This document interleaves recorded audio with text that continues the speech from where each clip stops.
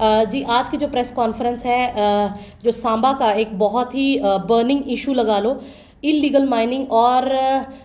Mining mafia के खिलाफ जो ये नेक्सस सांबा में फैला हुआ है और जो अपने पैर पसार रहा है उसके खिलाफ है। सबसे बड़ा इशू जो अभी आज हमें जिसको मैं डिस्कस करना चाहती हूँ, यहाँ पर ऑलरेडी बहुत सारे क्रशर हैं। डाउन द स्ट्रीम 5 क्रशर हैं और अपस्ट्रीम में 2 क्रशर हैं। डाउन द स्ट्रीम 5 क्रशर के साथ साथ 3 MDL हैं। उसके बाद गवर्नमेंट प्रोजेक्ट जिसमें JKPCC वाले भी एक्सट्रैक्शन करते हैं, जिसमें एम्स की भी एक्सट्रैक्शन होती है, जिसमें और भी कई सारे प्रोजेक्ट्स हैं जिसमें हाईवे की भी एक्सट्रैक्शन होती है। उसके अलावा प्राइवेट कॉन्ट्रैक्टर्स भी हैं जिन्होंने लीज पे ये ब्लॉक्स लिए हुए हैं। तो इतनी सारी एक्सट्रैक्शन होने के बावजूद भी अब ये सुनने में आ रहा है, सुनने में क्या आ रहा है मतलब मैंने तथ्यों पर भी काम किया है, क्योंकि हमने वेरीफाई किया है, डिफरेंट डिपार्टमेंट्स को जब कंसल्ट किया तो ये पता लग रहा है कि वहाँ पर और भी क्रशर जो है इस्टेब्लिश किए जाने की प्लानिंग की जा रही है और प्रोसेस में है। तो मैं ये कहना चाहूँगी, जब आप ब्लॉक्स प्राइवेट ठेकेदारों को देते हैं तब आप पब्लिक हियरिंग करते हैं, लेकिन जब ये क्रशर आप एस्टैब्लिश करते हैं तो अंडर द टेबल ऐसी क्या रिक्वायरमेंट होती है कि लोगों को कॉन्फिडेंस में नहीं लिया जाता, लोगों को बताया तक नहीं जाता। जबकि हम लोग डाउन द स्ट्रीम के जितने भी पंचायतों के लोग हैं वो लोग इसके जो कॉन्सिक्वेंसेज है पिछले कई समय से झेल रहे हैं, जिसमें पानी लेवल वाटर लेवल डाउन चला गया है और भी कई सारे इश्यूज हैं जो इलीगल माइनिंग की वजह से लोगों को फेस करने पड़ते हैं। हम कई बार डिपार्टमेंट्स को अप्रोच करते हैं और बोलते हैं कि इस इलीगल माइनिंग को रोका जाए, और जो मनमानी आज इन माइनिंग माफिया की और इन क्रशर वालों की आए दिन हम ओवर चार्जिंग कह लो या गुंडागर्दी कह लो, या जो इनको एज पर पैरामीटर काम करना होता है, ये लोग अपनी मर्जी से बड़ी बड़ी हाईटेक मशीनें लगा के पोपलाइन लगाकर, जो कि एज पर इंस्ट्रक्शंस या एज पर परमिशंस इनको अलाउड नहीं होती, लेकिन ये फिर भी उनका इलीगल यूज करके बड़े बड़े गड्ढे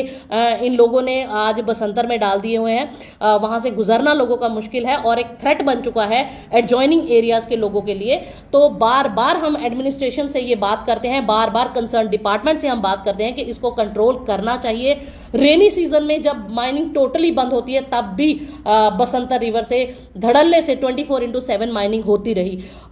MDL जिनके पास हम कहते हैं कि जुलाई के बाद से माइनिंग पहले 2.5 महीने रेनी सीजन की वजह से बनती, उसके बाद भी कई सारे यहाँ पे डॉक्यूमेंटेशन की पेंडेंसी की वजह से ब्लॉक्स को अभी उनकी परमिशंस नहीं ग्रांट की, एक्सटेंशंस नहीं मिली, तो उन लोगों ने भी अपने अपने ब्लॉक्स अभी तक नहीं खोले। लेकिन करीबन 5-6 महीने से ज्यादा का समय हो गया जो अभी भी उनका शायद पता नहीं हो ऐसा कौन सा स्टॉक है जो अभी MDL वालों का खत्म नहीं हो रहा। अभी तक भी अगर कोई पकड़ा जाता है तो ये बोला जाता है कि वो जो लाइसेंस्ड मिनरल डीलर लाइसेंस वाले हैं वहां से लाया गया, तो कहीं और की एम्प्टी कहीं और पर लाकर दिखाया जाता है, आई वॉश किया जाता है, बेवकूफ बनाया जाता है। और जबकि धड़ल्ले से दिन रात माइनिंग जो बसंतर से हो रही है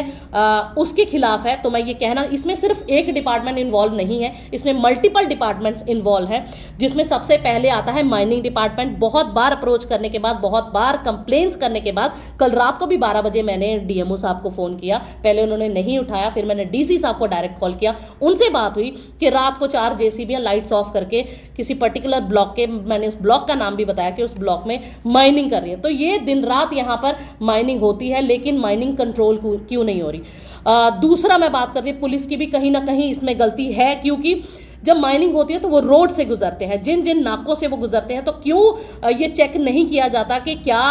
माइनिंग अभी इस पर्टिकुलर डिस्ट्रिक्ट में या इस पर्टिकुलर में एरिया में अलाउ है कि नहीं है, माइनिंग खुली है कि नहीं है। आप ये कहते हैं MDL अगर पकड़ा जाता है कोई तो ये बोलता है कि MDL से लाया गया। MDL से मतलब आप 5-6 महीने पहले जब तक का स्टॉक जब तक यहाँ पर माइनिंग हो रही थी, तो आप जब वो गाड़ियां जा रही होती है उनसे दिखता है कि साफ ये फ्रेश रेत बसंतर से उठा, क्योंकि पानी निचड़ता जाता है और वो पानी की लाइन बनती जाती है रोड पर, लेकिन कोई भी पता नहीं क्यों आंखें बंद करके कान बंद करके ये डिफरेंशिएट नहीं कर पा रहा किन अनआइडेंटिफाइड रीजन की वजह से कि ये फ्रेश ये मिनरल निकालकर, फ्रेश रेत निकालकर लेकर जा रहे हैं कि ये आई वॉश कर रहे हैं। तो बहुत से ऐसे लूप होल्स हैं, अगर कंट्रोल करना चाहते तो कंट्रोल किया जा सकता है। दूसरी बात करूंगी, जैसे मैंने कहा, नए क्रशर्स जो लगाने की यहाँ फिरात में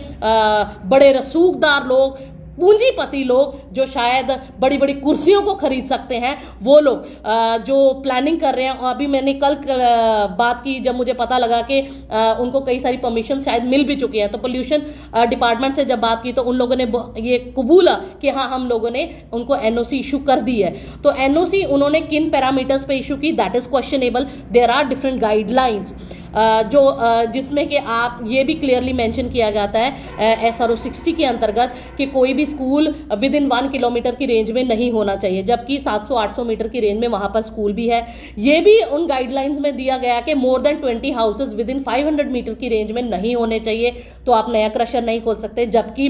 इस कंडीशन को भी ये फुलफिल नहीं कर पाते हैं। वहाँ पर काफ़ी सारे हाउसेज हैं, मोर देन 20 हाउसेज हैं जो कि बिल्कुल एडजॉइनिंग एरियाज में पड़ते हैं। ये भी लिखा गया है जिसमें कि 2 किलोमीटर्स की रेंज तक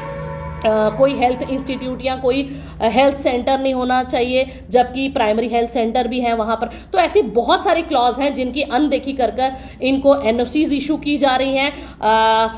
हाउसिंग प्लानिंग, टाउन प्लानिंग वालों से भी मेरी बात हुई, उनको भी इन लोगों ने अप्लाई किया हुआ है। तो जगह जगह से they are gathering the NOCs और at the end they will get it cleared with their रसूक and with their power of money. तो हम ये चाहते हैं कि because this is the voice of people कि यहाँ पर और क्रशर्स नहीं लगने चाहिए, क्योंकि यहाँ पर ऑलरेडी ओवर एक्सट्रैक्शंस हो चुकी है। और अगर ऐसे कोई क्रशर कहीं भी लगते हैं तो उसके पहले भी एक पब्लिक हियरिंग होनी चाहिए। लोगों से ये पूछना चाहिए क्या वो लोग सच में चाहते हैं कि उनके एरिया को और ज़्यादा, क्योंकि इससे अपग्रेडेशन तो कुछ नहीं हो रही, उल्टा डिग्रेडेशन हो रही है। जब ये परमिशंस लेते हैं, चाहे वो क्रशर्स वाले हों, चाहे वो माइनिंग ब्लॉक्स वाले प्राइवेट ठेकेदार हैं, तब ये बहुत सारे प्रोमिसेस करते हैं कि हम जो नुकसान होगा एडजॉइनिंग एरियाज को,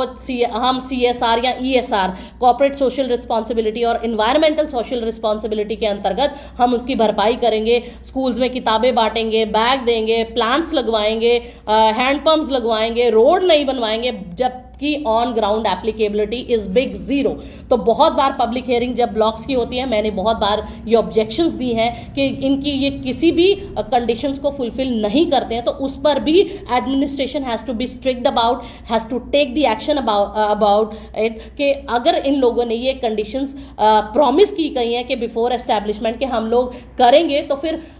जब ये लोग परमिशंस ले लेते हैं, इस्टेब्लिश हो जाते हैं, तो उसके बाद ये भूल क्यों जाते हैं। तो बहुत सी ऐसी त्रुटियां हैं, बहुत सी ऐसी चीज़ें हैं जो आज धड़ल्ले से चल रही हैं, इलीगली चल रही हैं, जो कहीं ना कहीं कंट्रोल की जा सकती थी लेकिन कंट्रोल नहीं की जा रही हैं। बहुत से लोगों की वजह से, बहुत से रसूखदारों ने, जो आज पूंजीपतियों ने इस नेक्सस को कंट्रोल कर रखा है, एडमिनिस्ट्रेशन को कंट्रोल कर रखा है। तो मेरी रिक्वेस्ट है हायर अथॉरिटी से, मेरी रिक्वेस्ट है DC साहब से, मेरी रिक्वेस्ट है SSP साहब से कि इस पर आपको सीरियस कदम उठाने पड़ेंगे, क्योंकि लोग बहुत तंग हैं, लोग बहुत दुखी हैं इनकी गुंडागर्दी से, इनके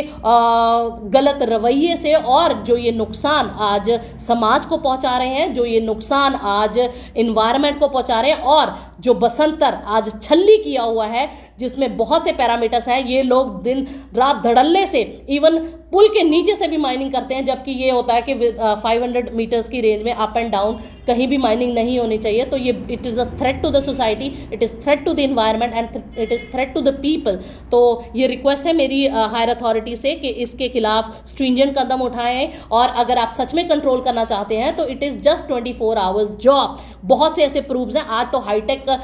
डिजिटल इंडिया की बात करते हैं, जगह जगह CCTV कैमराज लगे। अब तो पुलिस ने भी अपने डिपार्टमेंट्स में, ऑफिसेज में, नाकों पे कैमरे लगवा लें। आप उन्हीं, मैं ज़्यादा नहीं कहती, आप 24 आवर्स की ही CCTV फुटेज खंगालेंगे तो आपको पता लग जाएगा कि मोर देन, मैं अपनी बॉर्डर एरिया की बात करूँ, मोर देन 100 गाड़ियाँ, 100 क्या 150 गाड़ियाँ विद इन 24 आवर आप देख सकते हैं, पकड़ सकते हैं, अगर आप सच में पकड़ना चाहें। तो यही रिक्वेस्ट है एडमिनिस्ट्रेशन से कि सीरियसली इस पर कदम उठाएं। कि कोई भी ऑफिसर छोटे बेनिफिट के पीछे या पर्सनल बेनिफिट के पीछे लोगों का नुकसान ना करे।